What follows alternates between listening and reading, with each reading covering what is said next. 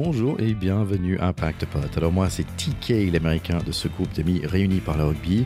Et l'américain, je précise, et pas l'anglais. Parfois des gens confondent les deux. Non, je suis bien américain et pas anglais. Surtout cette semaine, c'est très important. On a créé ce podcast ensemble pour parler de rugby entre amis, même quand ça va un peu mal. Et aujourd'hui, je suis très content d'avoir quelqu'un qui sait de quoi il parle. Il s'appelle Théodore Desarami, c'est un deuxième ligne de 2 mètres, ancien rugbyman, et il est là avec nous. Et oui, je suis là, et pour moi, pas de doute, je suis français. Voilà, comme ça au moins c'est facile. Et je suis surtout content d'être là avec toi, malgré certaines informations dont nous allons parler.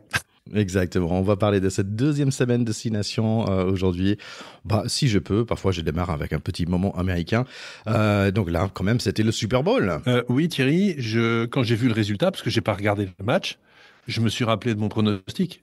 Je t'avais dit, je crois, il me semble que les Eagles sont favoris. Et tu me dis, pas du tout, les Kansas City Chiefs sont au-dessus. Ça va faire une bouchée, cette affaire, etc. Et paf! Ouais, donc Philadelphie est vraiment en contrôle de ce match depuis le début. En fait, un seul first down pour le Kansas City Chiefs dans tout le premier mi-temps. Ça veut dire que c'était un match très défensif pour Philadelphia. Ils ont gagné le match comme ça avec un défense très fort. Si vous comprenez pas l'idée de first down, je vous invite, mes chers écouteurs, d'aller écouter épisode 58. C'est là où, en fait, on a pu parler avec un certain Philippe Gardon. En fait, si vous regardez le foot US, vous connaissez son nom sur beIN Sport. Il fait un très bon travail là. Il est aussi, par hasard, le strength and conditioning coach de La Rochelle. Et moi, j'ai regardé le résumé quand même, et à un moment, les Philadelphia menait 34-0. C'est-à-dire que c'est une raclée, en fait. C'est quasiment la raclée du Stade Toulousain l'année dernière contre l'UBB en finale de championnat de France. Il n'y a pas eu de match. Les Kansas City Chiefs n'ont pas existé. C'est assez marrant parce que ça me fait des souvenirs des vieilles époques où en fait c'était vraiment normalement un peu comme ça. C'était toujours des équipes de NFC qui battaient les équipes de AFC, mais très facilement. Mais bon, t'as raison, c'était surtout un grand victoire de Philadelphie. C'est assez marrant parce que avant, en fait, quand je suis venu en France, j'ai pris ma jour de congé, en fait, le lundi, après le Super Bowl, pour être capable de finir, jusqu'à 4h du mat avec toute mon équipe de foot américain à l'époque et finir à McDo à 4h du matin pour manger des filets aux fiches, etc. Et maintenant, je suis un peu plus sage. Je regarde juste le replay le matin d'après. Et j'ai vu quand même un des touchdowns, une passe du quarterback de, je sais pas, on dit en yard, j'en sais rien, mais je sais pas, de 50 mètres, je crois. Il y a une passe qui est fantastique. Ça fait rêver. Et le receveur, il l'attrape presque dans l'embut. Et pour finir sur le petit point sur le foot américain, je vous invite aussi d'écouter notre épisode avec Richard Tardit, qui était franchement un des plus écoutés. En fait, vraiment un super double épisode avec un des seuls Français qui a joué dans la NFL à l'époque. Vraiment un super moment. Numéro 22, je crois. Allez, on passe tout de suite à nos destinations à nous.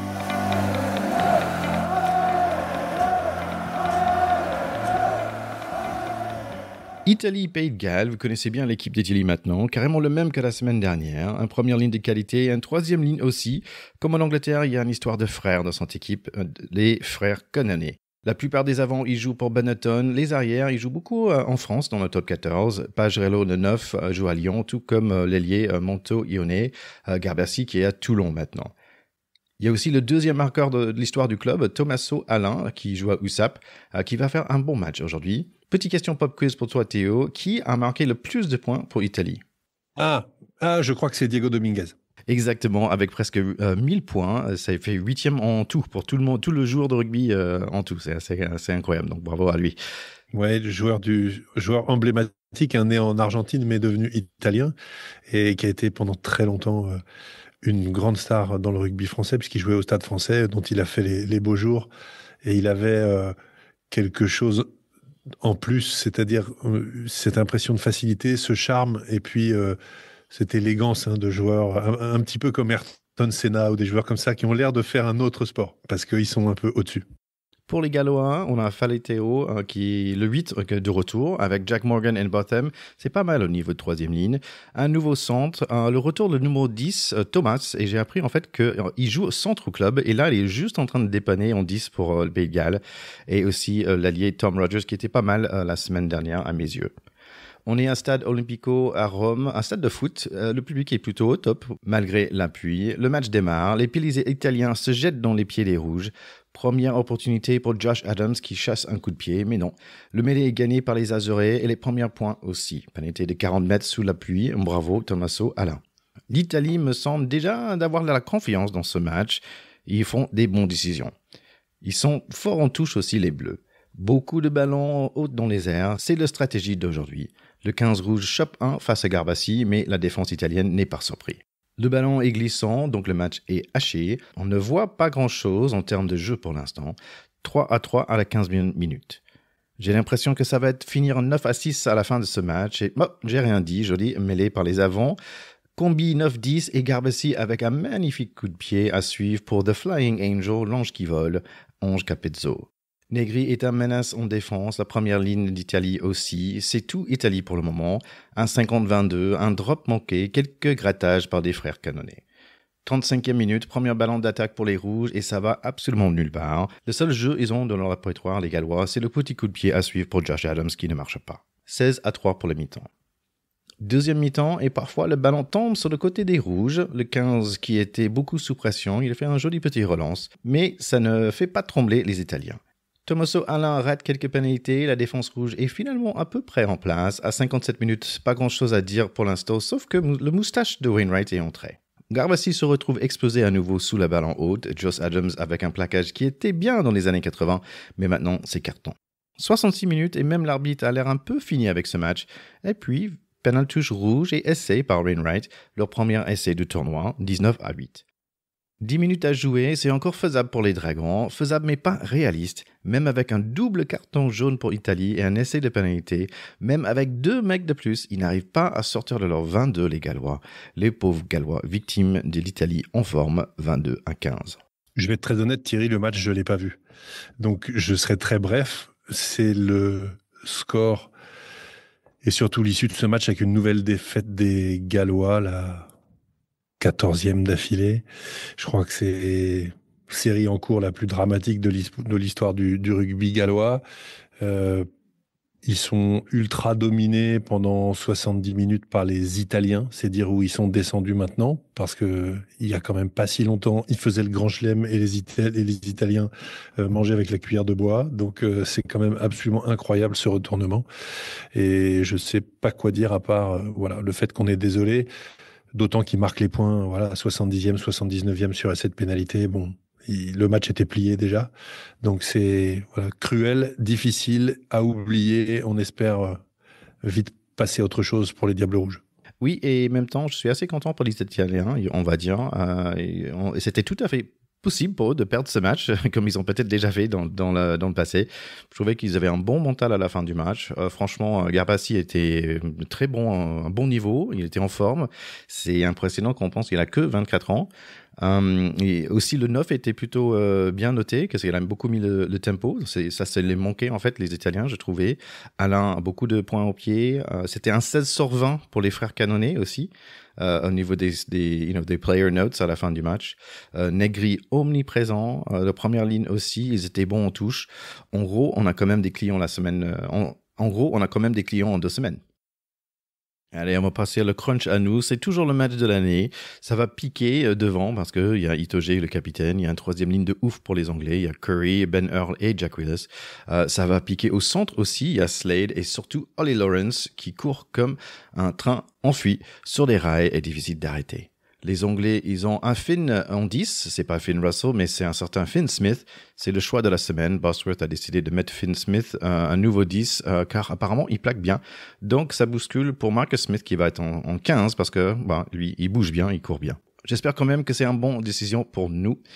Il y a un Marseillaise un peu à l'accent anglaise, ici à Twickenham, mais le public est bien présent. Le match démarre. Ben Earl qui perce, Andrit qui contre. Et heureusement, Marcus Smith fait un en avant. Swing low, sweet chariot et Dupont pour Pono dans le couloir. Gros plaquage de gros écrous et petite ouverture pour nous, mais Louis Bébé n'a pas pu attraper le ballon. Début d'un fléau en avant aujourd'hui. Colossal la mêlée, mais les pénalités est contre nous. 8 minutes écrou et partout encore. Ramos va vers l'avant, mais il va rater un pénalité étrange. Ça chauffe un peu entre les joueurs. On a beaucoup eu le ballon, mais pas encore de points pour l'instant.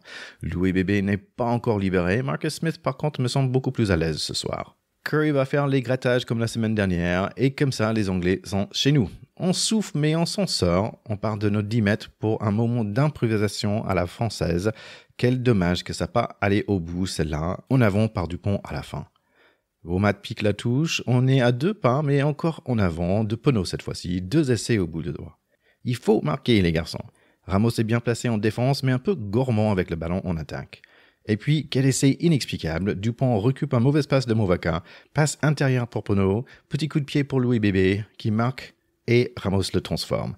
Ça sent facile avec eux, c'est 7-0 pour nous. Mais Marcus Smith aussi n'est pas mal, on est sous pression, Grand Baptiste Gros va nous sauver l'essai, quel geste derrière fait par un pilier. Bouderon se transforme en barrière, mais Ollie Lawrence va mettre l'essai avec un raffut de la mort qui tue sur Ramos qui plie en 2. 7-7. Sommes-nous le meilleur pour ce premier mi-temps, Théo? C'est un match dont on pourrait parler des heures, hein. J'ai des pages de notes. C'est une première mi-temps complètement incompréhensible, pour être honnête.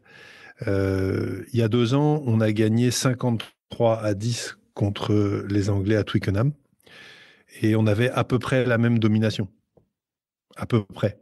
C'est-à-dire, on maîtrisait les temps de jeu, on a maîtrisé l'avancée, on a réussi à occuper le terrain. On avait, je sais pas, Ramos, à la 25e, il avait déjà touché au moins 10 ballons. L'arrière anglais en avait touché 0.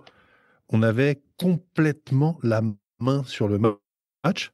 Et si on ne fait pas le festival d'en avant de la première mi-temps, mais il y a 25-7 à la mi-temps.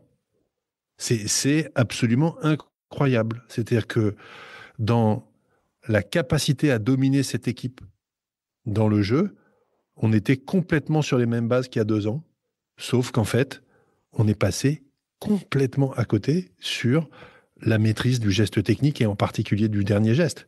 Et à ce niveau-là, c'est quand même assez hallucinant et assez grave. Donc, moi, je suis à ce moment-là 7-7.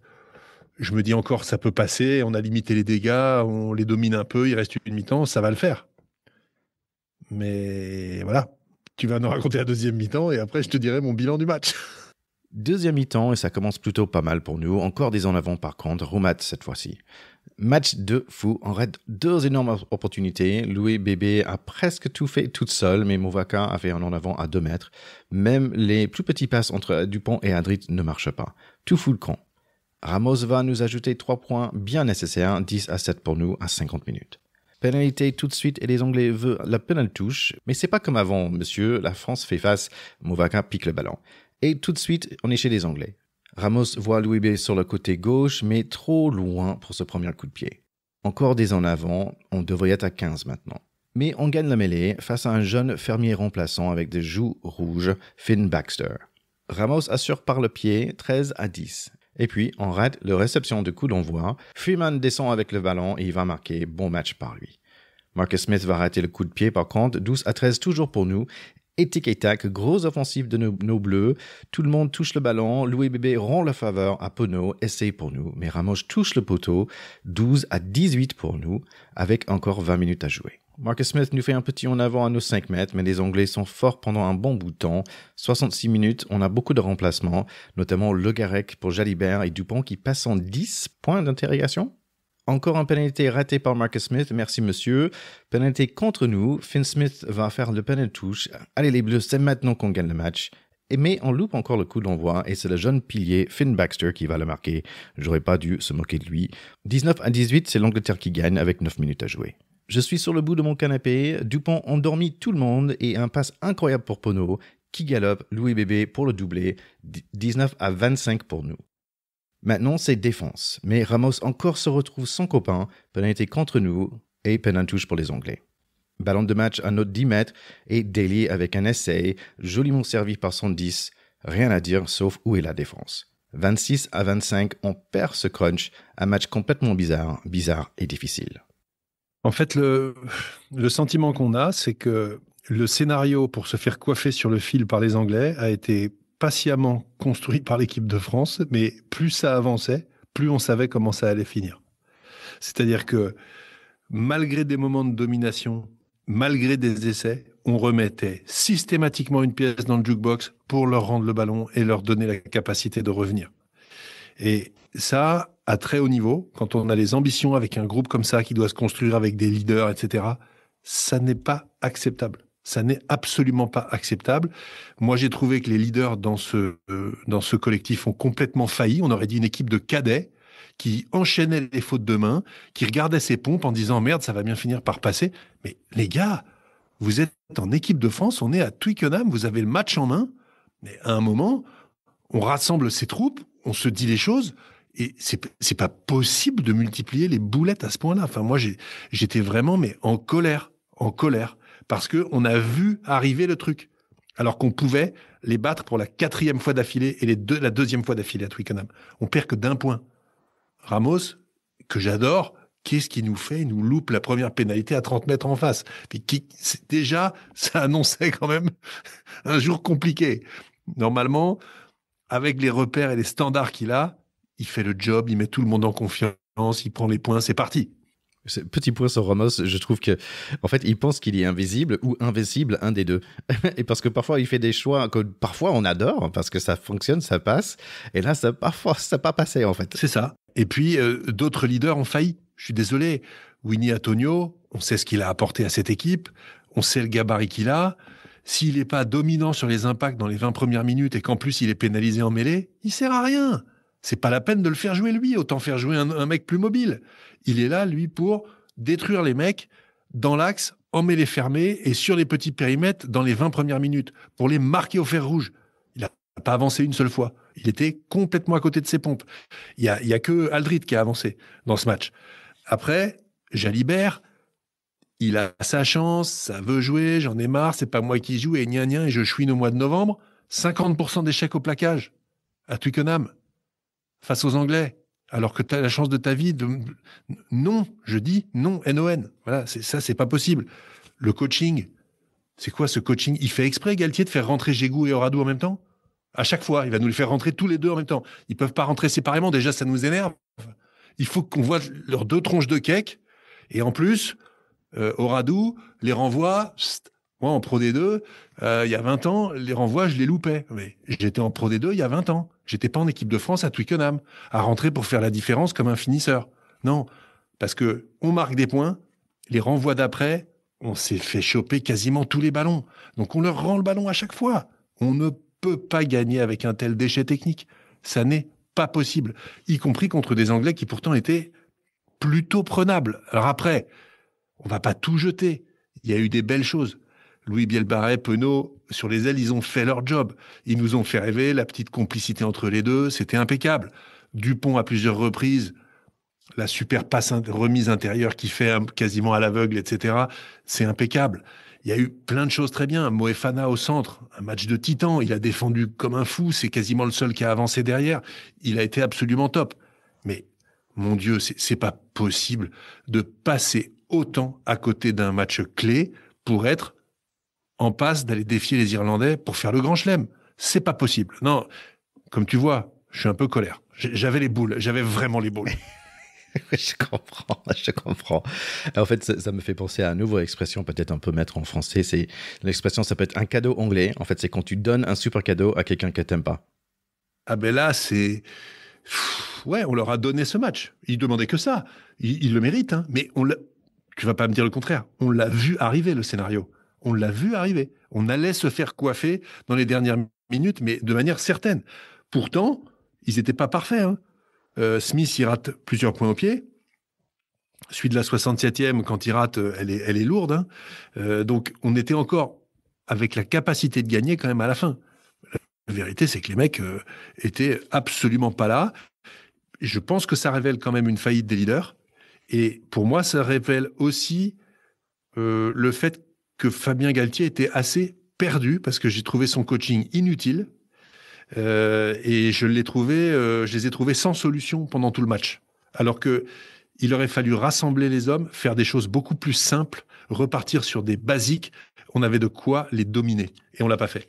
Ouais, et c'est intéressant quand dans le plan de jeu, c'est comme le match Italie-Pays de Galles, en fait, c'était des petits coups de pied dans l'air et tout le monde qui cherchait après. Je me demandais à certains moments, il faut juste faire ça parce qu'on n'arrive pas à choper des passes entre nous, donc pourquoi pas juste faire des coups de pied et aller les chercher. Un dernier truc qui m'a exaspéré, pareil, signe d'une légèreté, Movaka, qui par ailleurs a fait un bon match, qui a fait un très très bon grattage à 51e ou un truc comme ça, il fait un grattage déterminant qui nous laisse dans le match, etc. À un moment, il est au milieu de la ligne, il fait une espèce de petite chistera inutile qui tombe par terre, là. Mais on dirait, moi, à l'entraînement, à 5, j'ai 50 piges. Putain, mais qu'est-ce que c'est que cette chistera inutile dans le champ qui se retrouve par terre? T'es à Twickenham. Mais du respect, du respect. La chistera, elle est utile quand t'as le bras gauche qui est pris, un défenseur sur les miches et le bras droit qui est libre et que t'as ton partenaire dans le dos. Elle est pas libre, elle est pas utile quand t'es plein champ et qu'en plus tu l'as fait tomber par terre. C'est ridicule. Donc, les mecs, la séance de vidéo va être douloureuse, je pense. Et j'espère qu'elle va être douloureuse. Parce que franchement, c'était pas digne de ce qu'ils sont capables de faire.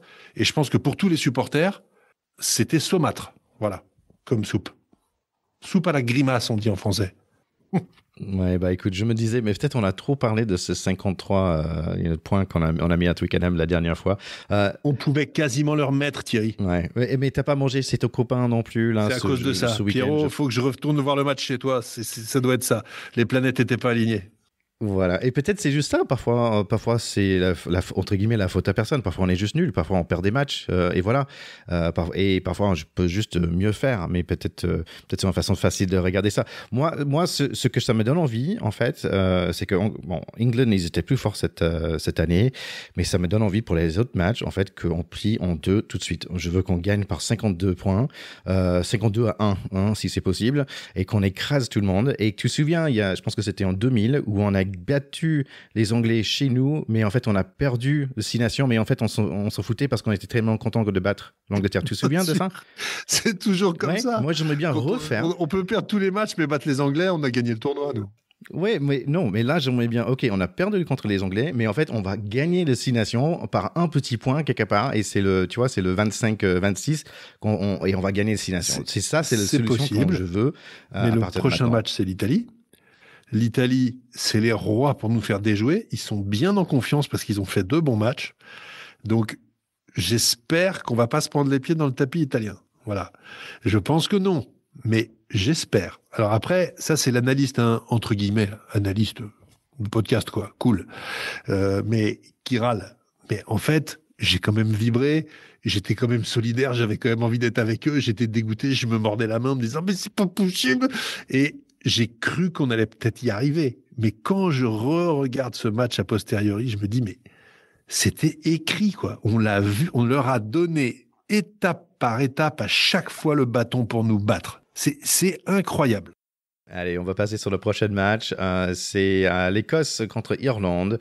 On est à Murrayfield pour ce match. Il y a quelques nouvelles têtes chez les Irish. Il y a Nash. Il y a toujours ce John Pendergrast en 10. Et voilà, c'est 7-0 à 7 minutes avec un long passe sauté de Pendergrast pour 114 Nash. Nash qui était sourd toute seule, en fait, qui a marqué cet essai.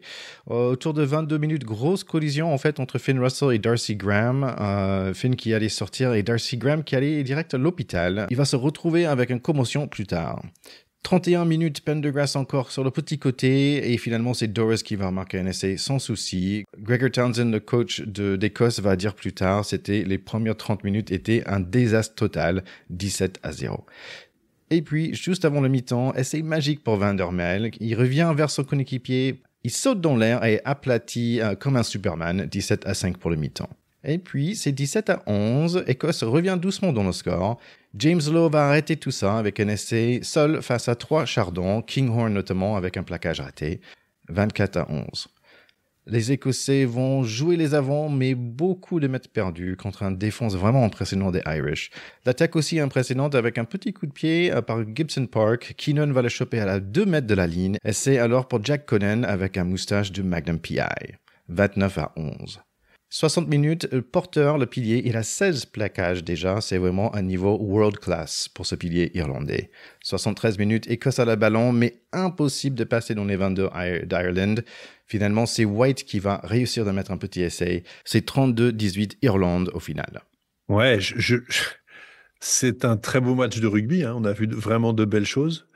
Mais il y a plein d'adjectifs qui s'imposent. Je pense que on pourrait dire inexorable, on pourrait dire sans pitié, on pourrait dire intraitable. C'est vraiment le sentiment que face à la débauche d'énergie écossaise, parce qu'ils n'ont pas ménagé leur peine, que ce soit en défense, en attaque, vraiment, ils ont beaucoup donné.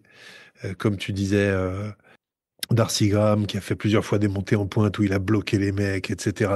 À la fois de l'intelligence et de l'énergie, mais en face, il y a un rouleau compresseur avec des certitudes, des convictions, très très peu de place au doute. Quand tu vois la différence entre le match de l'équipe de France et le match des Irlandais, t'as l'impression que les mecs sont dans une tranquillité et une facilité totale, alors que c'est pas vrai. Parce qu'en face, il y a quand même l'équipe d'Écosse qui est une belle équipe, avec un investissement physique de tous les instants, mais eux, ils s'affolent pas, ils défendent, ils mettent leur jeu en place avec Prendergast, qui, pour le coup, avait été très critiqué pour son match contre les Anglais, qui était sorti un peu prématurément, etc. Ben là, Crowley est rentré, mais à l'arrière, parce que Prendergast, il a fait un tel match qu'il voulait absolument pas le sortir.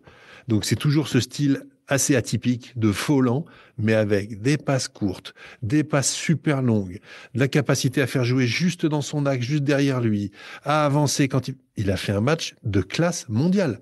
Quand on voit Jalibert à côté, et qui gigote dans tous les sens, mais qui rate un plaquage sur deux, et qui finalement est transparent, bah on se dit, non, les Irlandais, ils ont un effectif fantastique, avec Lowe, bah lui, quand il donne pas 3 ballons d'essai comme la semaine dernière, évidemment, il plante un essai au choix. Et là aussi, absolument intraitable, hein, parce qu'il prend le ballon à 4-5 mètres de la ligne, il y a 3 défenseurs en face. Bon, bah, c'est le strike. Hein.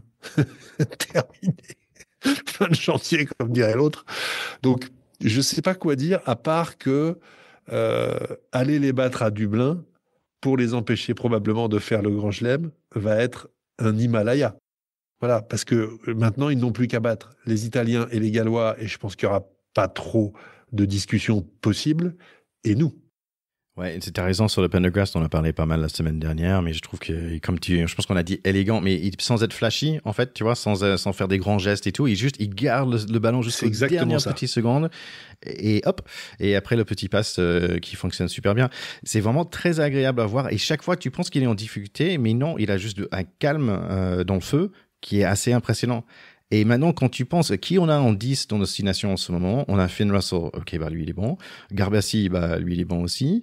Pendergrass, bah lui il est bon. On a parlé d'Angleterre. En fait, Marcus Smith, il est très bon, mais en fait, le Finn Smith qui vient de le remplacer, il commence à dire, j'ai écouté des podcasts en anglais, ils disent, bah en fait, Marcus Smith, il va se retrouver sur le banc. En fait, dans les 6 nations en ce moment, on a pas mal de 10. C'est vrai, t'as parlé de l'essai aussi de Van der Merwe, Superman, l'essai est génial. C'est un essai de foot américain, quasiment. Tu vois, c'est vraiment, oui, je me détends et avec un tout petit geste, paf, j'arrive à la poser. C'est à la fois le déménageur, comme on dit, et le joueur de piano, quoi. Parce que c'était un geste d'une grande finesse technique pour arriver à marquer cet essai, d'une grande intelligence. Donc, heureusement qu'on a eu ça. Je suis très déçu pour les Écossais. Mais il n'y a quand même pas vraiment eu de match. C'est cruel, mais il n'y a pas vraiment eu de match. Et c'était à Murrayfield. Hein. Ouais, mais c'est comme les Anglais, c'est genre Darth Vader, tu vois, sauf qu'ils sont verts, vert dur, je sais pas, mais c'est vraiment impressionnant. Tu sais, on va revenir d'ici 2 semaines et j'aimerais bien que tu nous parles du Lions, en fait, parce que c'est vrai que cet été, il y a un tournoi de Lions et je pense qu'il y a quelque chose qui se passe chez des joueurs dans les pays anglo-saxons en ce moment parce que bah, ils ont tous un petit raison de plus pour faire des bons matchs en ce moment. Ouais, les Lions, c'est une sélection qui n'a pas d'équivalent puisque c'est une sélection interpays. Ça pourrait être un tout petit peu comme les Barbarians français, sauf que les Barbarians, c'est pas lié à des nationalités, c'est vraiment des participation sur invitation et plus pour un match de temps en temps que pour des tournées. D'ailleurs, il n'y a plus vraiment de matchs des Barbarians maintenant parce qu'il y a déjà trop de matchs. Mais les Lions, c'est une sélection entre toutes les nations de la couronne britannique qui se réunit une fois tous les 2 ans et va faire une tournée dans l'hémisphère sud pour essayer de montrer qui c'est le patron, tout simplement. Est-ce que c'est le nord ou est-ce que c'est le sud? Donc c'est un petit peu comme si on avait, je sais pas, une équipe franco-italienne avec les Argentins ou un truc comme ça. On pourrait dire les Latins, quoi, Ouais, qui c'est pas de pourraient marrant. faire une espèce de sélection atypique. Mais là, ce qui est assez marrant dans les Lions, c'est qu'il y a tout le côté historique du Commonwealth, de la puissance dominante anglaise malgré tout, qui a fait son empire mondial, etc. C'est vraiment un reliquat de la grande histoire anglaise à travers le monde. Donc ça a une saveur tout à fait particulière dans un monde qui ne goûte plus tellement ce genre d'initiative. Ça pourrait être tout à fait déboulonné sur l'autel, on va dire, de la décolonisation. Allez, c'est presque un propos foireux, mais ça pourrait presque. Et en tout cas, ça donne toujours lieu à des tournées extraordinaires parce que les équipes du Sud qui les reçoivent, reçoivent tout simplement ce qui se fait de mieux des trois nations britanniques. Donc, c'est vrai qu'il y a toujours des équipes de folie furieuse. Et tous les joueurs de ces nations n'ont qu'un rêve, c'est d'être un jour Lion britannique parce que c'est une espèce de sur-sélection, quoi. C'est un petit peu au-dessus. Quand tu as été Lion britannique, bon, t'as coché une case, quoi. Ouais, c'est vraiment the best of the best. Et c'est vrai que tous ces matchs, c'est quand même bien rugueux, en fait. Si on se souvient de la dernière en Afrique du Sud, c'était quand même quelque chose. Ah ben ils se rentrent dedans, mais c'est énorme parce Ouais. que eux, c'est des espèces de sélections uniques qui se représentent pas, etc. Donc ils ont rien à perdre, etc. Et en face, ben ils sont là pour dire non, vous avez inventé le rugby, vous les Britanniques, mais en fait l'élève a dépassé le maître et merci de retourner à Londres.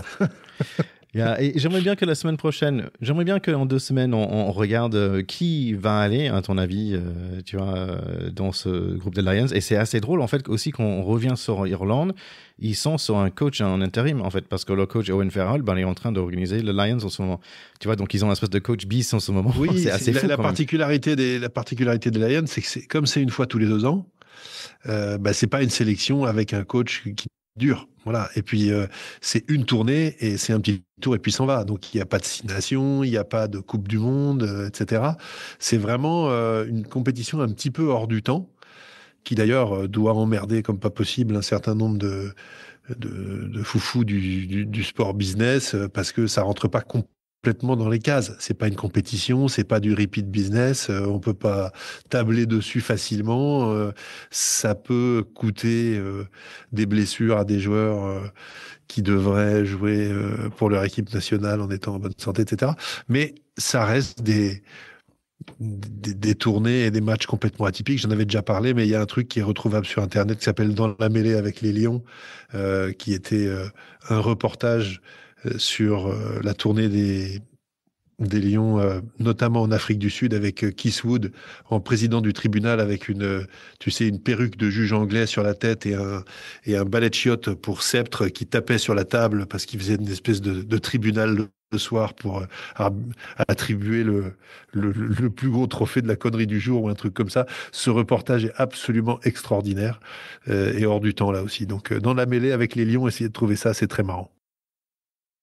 Il y avait aussi de rugby dans d'autres pays. Il y avait le Rugby Europe, le tournoi B, on va dire, de Six Nations. Cette semaine, il y avait Portugal qui a battu l'Allemagne. Désolé, mon cher Charlie. Mes voisins, les Suisses, ils n'ont pas pu battre l'Espagne, qui sont passés pour le Coupe du Monde, en fait, finalement. Comme Roumanie aussi, qui ont battu Belgique. Et Géorgie, qui a battu facilement les Néerlandais, 40-7, avec un Ninashvili très en forme. Théo, est-ce que tu peux nous parler des U20, s'il te plaît? Bah oui, les U20, ça a été un petit peu pareil en Écosse, puisque les Irlandais ont gagné, 33-15. Pareil en Angleterre, malheureusement, mais ça fait plusieurs fois qu'on était dominé par les U20, ce qui m'embête toujours un peu, 27-10. Donc les Français ont été pas mal dominés par les Anglais. En revanche, les Gallois ont battu les Italiens. 20-18 de peu, mais voilà de quoi donner un petit peu de baume au cœur du rugby gallois. Je pense que dans une période aussi difficile, ce genre de victoire vaut de l'or. Donc très heureux pour les jeunes gallois. Au classement, les Anglais pour l'instant sont en première position, suivi des Français, des Italiens, des Irlandais. Pour l'instant, tout le monde est à égalité à 5 points entre Irlande, Italie et France, et les Anglais sont devant à 8. Si on parle de la prochaine semaine pour nos 6 nations à nous, sa première match, c'est Pays de Galles contre Irlande. Je pense qu'on peut dire que Irlande va gagner. On ne voit pas bien comment il pourrait en être autrement, mais un rectangle vert, 15 acteurs contre 15 autres, Quel joli théâtre pour créer une surprise. Angleterre, Écosse. Écosse aussi qui va être sans Darcy Graham et peut-être Finn Russell, on ne sait pas par rapport aux blessures qu'ils ont eues. Angleterre qui est plutôt en forme. Oui, là, c'est à Twickenham. Les Écossais sont un peu en dedans. Les Anglais viennent de battre les Français. Ça va leur donner une bonne dose de confiance. Et ils avaient fait une première demi-heure électrique contre les Irlandais. Donc, normalement, la Calcutta Cup devrait rester à Londres. Après, c'est Italie contre la France. On a déjà dit il faut faire attention, mais peut-être l'effet qu'on a un match nul l'année dernière, 13-13, et qu'on vient de perdre contre l'Angleterre, peut-être c'est un bon nouvelle pour nous. Peut-être on va mettre un peu plus d'énergie et pour bien les battre, ces Italiens, cette année. Il y a deux scénarios. Soit on n'est pas guéri et on déconne à plein tube et on fait un match merdique, soit ils en prennent 60. Et je pense que ce ne sera pas entre les deux. Mais bonne nouvelle pour les standings actuels, on est quand même deuxième, Irlande qui est 2-0 avec 2 victoires, et nous comme l'Angleterre et l'Écosse avec 1 victoire, 1 défaite, mais en fait au niveau des points, on est à 6 points, mais 42 points de différence. Thierry, je t'arrête tout de suite. La deuxième place au tournoi destination n'a aucun intérêt. Soit t'es premier, soit tu bats les Anglais. Mais si t'es ni l'un ni l'autre, t'as raté ton tournoi. C'est tout. Non, mais tu peux rigoler. C'est la vérité pure. Tout le monde s'en fout d'être deuxième. Sauf si on a battu les Anglais. Là, on les a pas battus. Donc, il n'y a qu'une solution. Être premier en allant taper les Irlandais chez eux pour les empêcher de faire le Grand Chelem. Là, ça ressemblera à quelque chose. Sinon, échec. Écoute, on va parler de ça dans 2 semaines. Mais tiens, avant de partir, Théo, est-ce que tu peux nous partager un joli petit mot par un de nos chères écoutrices ? Oui, c'est Christine qui nous a envoyé un message, mais absolument trop sympa. Elle nous dit « Merci, j'aime vous entendre parler de rugby avec passion et raison. C'est aussi la première fois que j'entends un compteur de match et c'est un enchantement. » Ça, c'est vraiment pour toi, Thierry. Je suis, pour finir, soulagé qu'il existe des porteur, entre guillemets, du sujet de la santé des grands athlètes. J'ai souvent l'impression, quand j'écoute d'autres podcasts, qu'on consomme les rugbymen comme des Kleenex. Merci au pack. Et nous, Christine, on t'embrasse, on te remercie beaucoup, parce que c'est vrai qu'on aime bien avoir ce ton à la fois sérieux et à la fois déconne, et on aime bien prendre soin des gens. Voilà. Et on a envie, effectivement, de considérer que tous ces grands sportifs sont aussi des humains et qu'ils ont peut-être besoin parfois d'un gros câlin. Super, écoute, gros câlin à toi mon cher Théo, gros câlin à Charlie, gros câlin à Christine et à tous les autres chers écouteurs et écoutrices. À très bientôt dans 2 semaines. Bye bye, salut à tous, on vous embrasse.